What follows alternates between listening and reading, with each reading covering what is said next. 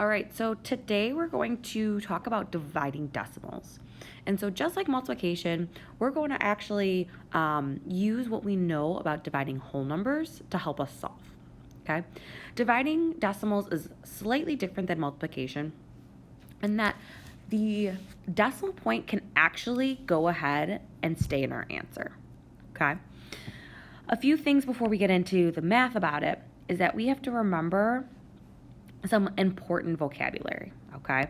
So with the dividend is what's being divided, okay? It's what's going underneath our division symbol. Our divisor is doing the dividing, okay? It's how many groups we have. Then lastly, quotient is our answer. And so sometimes we'll just say our answer, but it's also good to know that quotient means an answer to a division problem, all right? So we're gonna go ahead and divide as normal. The big thing about dividing decimals is remembering place value, okay? Especially when the number doesn't go into that digit at least once, right? So I have the example here when we divide 1/10 by 3, and you're going to see what I mean in a second. Okay, so we have 9 and 1500ths divided by 3 over here. Okay, and so just like we would with whole numbers, we're going to go ahead and start in the very left-hand corner. Okay, and I'm going to color code this so you know where we're doing the dividing. All right, so in the blue, I'm going to start with the ones place. Okay, and we're going to do 9 divided by 3. But before I go ahead and do any of that, I'm actually going to take that decimal point in our, what we call our dividend, and we're going to go ahead and take that, and we're going to bring it all the way up here. Okay, so our answer, that decimal point is going to be right there. Okay, so next thing, we're going to go ahead and do 9 divided by 3, which works out perfectly. It goes in exactly 3 times. So I'm going to go ahead and subtract. I'm left with 1500ths. Now I don't need to necessarily bring down the decimal point, okay, because it might make it more confusing for you. But this is what I'm talking about in step 1 and what I highlighted, okay? So I see that 1 is my next number, okay? Now, a lot of times people see that 15 and they're like, oh, I know 15 divided by 3 is 5. Well, they have the tendency to just put that 5 there and say, okay, my answer is 3 5/10. That is incorrect, okay? And the reason why is because just like I underlined that 1 in the tenths place, 3 doesn't go into 1 at all. So what I'm going to do is then place that 0. However, now 15, right, that I can go ahead and divide by 3, and that's really 1500ths. And so 15 divided by 3 gives me 5, and that 5 is going to go in the hundredths place. Okay, so then I have a final answer of 3 5/10. And do you see how my decimal point here, we just went ahead and brought it up here. Okay, we're going to do the same thing when we're dividing a decimal by a decimal. So that was dividing a decimal by a whole number. Okay, so when we're dividing a decimal by a decimal, you're going to notice we have our original problem here. We have 8 5/10 divided by 5/10 or 1/2. Okay, but then you see below we have 85 divided by 5. Okay, so just like we did with whole numbers and multiplication and dividing decimals, we're going to do the same thing with dividing. Okay, the difference is going to be not so much we just ignore the decimals. We're going to go ahead and move the decimals as we to help us solve. Okay, so in step 1, it says to change the divisor to a whole number by moving the decimal point to the necessary number of places to the right. So remember, the divisor is what's doing the dividing, okay? So if I have 5/10, so I'm going to bring ahead step 1 down here, okay? If it's 5/10, I want to think about where can I move my decimal point to the right in order to make it a whole number? And so what I'm going to do is take that decimal point and move it to the right just one time. And so now 5/10 becomes just 5, okay? Now at step 2,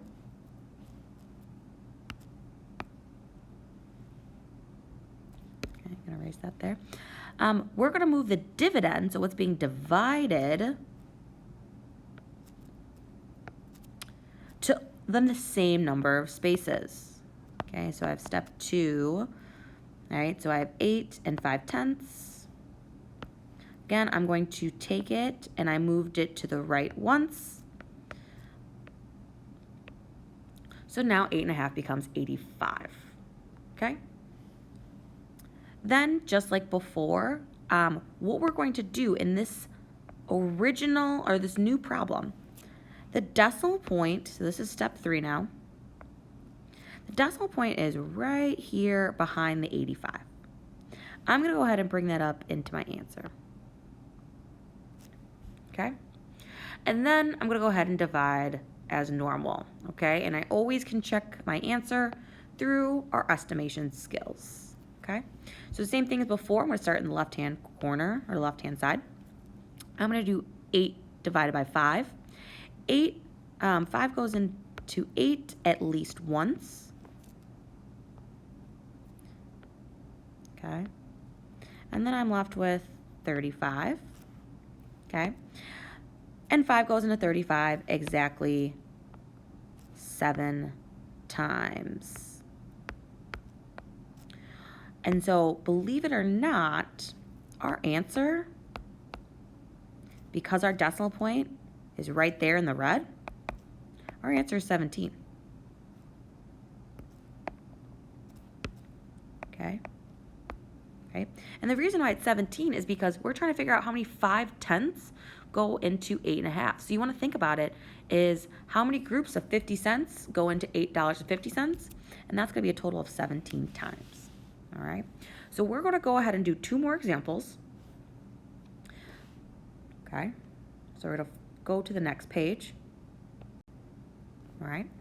And so we now have 2 examples here. Okay. So 7.5 divided by 6/10. We're going to do the same thing as we did before. So if you want to go ahead and pause and solve and see if your answer matches mine, go ahead and do that. But we're going to go set that up. So step 1, we're going to change that divisor, and we're going to move it, that decimal point, as many places to the right to make it a whole number. All right. So I'm going to go ahead and take 6/10, and I'm going to move it just to the right. Now you might not necessarily need to keep moving the decimal like I am, but to get in the good habit, you might as well do so. So now I have 6/10 becomes 6. So because 7.5, that decimal point is in the middle, because I moved it to 1 decimal point to the right, I'm going to do that as well. Okay? So you can write yourself a little note. We moved the decimal point to the right just once. Okay?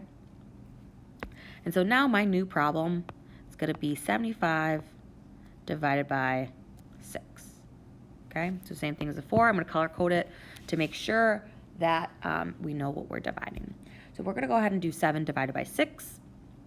6 goes into 7 a total of 1 time. Okay? And I almost forgot. Let's go ahead. That decimal point is here. That decimal point is going to be here in our answer. Okay? So going back, so we have at least 6 times. And we're left with 15. Okay? The next place value, 6 goes into 15 at least twice.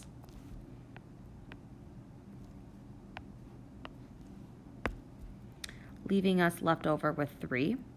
Now, some of you might be thinking, oh, we're doing 3 divided by 6. That is equal to 1/2. You are correct. So you could go ahead and put that 5 up here. But in case the decimals or the division isn't as nice and simple. It's a fraction that we know. Let's just go ahead and continue. So we know 6 can't go into 3 at least one time. So what we're going to go ahead and do is we're going to go ahead and add another 0. Okay, just regrouping. And the way I like to think about it, instead of $3 bills, right, splitting it between 6 friends, I then traded in my $3 bills, and I decided to take 30 cents. I'm sorry, not 30 cents, 30 dimes, right? 30 dimes is equal to $3, not 30 cents. Okay, so now I have 30 dimes, and then I can go ahead and evenly do 6 divided by 30 divided by 6, which is 30.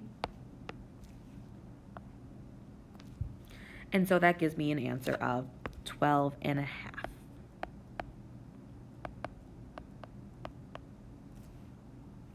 Okay. All right, so hopefully if you paused and checked your answer and went ahead, you should get an answer of 12 and a half. Okay. Lastly, we have 3/10 divided by 8/100. Now the same thing, we want to start with the divisor. Now we notice we have 8/10. Okay, so 8/10, I'm sorry, 8/100, my apologies, 8/100. In order to make it a whole number, I need to move the decimal point not just once like we've done before, I need to move it a total of 2 times to make it 8. Okay, now because I did it with 8/100, I have to move my decimal point in 3/10 the same 2 places. So this actually gives me a new number of 30, okay?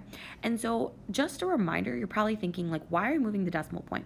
And why do we have to do it to both numbers, okay? We're doing it to both numbers because we want to be equal. That's the name of the game in math, right? So if I'm moving the decimal point to the right 2 spaces, I have to do it to the other number as well, okay? Now, remember, when we move, every time we move a decimal point to the right, we're making it 10 times bigger. So if we're moving it a total of 2 times, we're not just multiplying it by 10 once, twice, for a total of 100, okay? And so lastly, we're going to go ahead and do 30 divided by 8, okay? My decimal point here belongs at the end of my 30, so it's going to go ahead and get brought up right above, okay? So this is where it's different than multiplication. Multiplication, we cannot do this. Adding, subtracting, and dividing, we can, all right? That's a little arrow. Okay. So now, again, we have 3, we're starting in the tens place, divided by 8. That goes in a total of 0 times, okay? However, 8 does go into 30.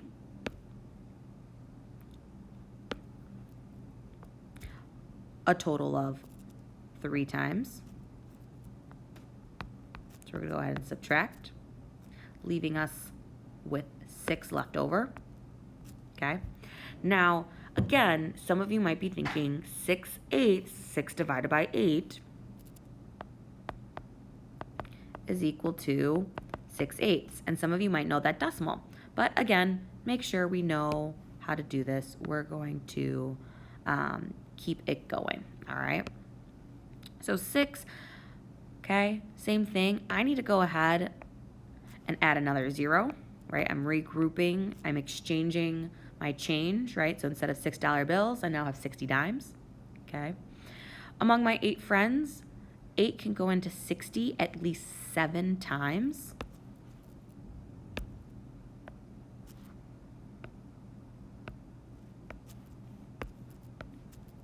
Okay. And I'm left with 4 left over. Same thing as before. We might be thinking, oh, 4 divided by 8, right? That's 4/8, that's 1/2. okay? But in case you're like, whoa, Miss Kiefer, is a lot of math for me right now, we're just going to go ahead and keep going. We're going to add another 0. We're going to regroup. So instead of 4 dimes, we're going to trade in 4 dimes for 40 cents. Okay? And then 8 goes into 40 a total of 5 times. Okay? So our answer is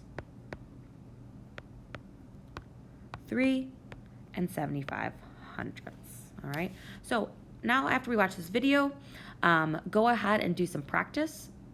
You can always ask me or Miss Tracy for tips and tricks, okay? But a lot of it just comes from repetition and then just making sure we understand place value and regrouping.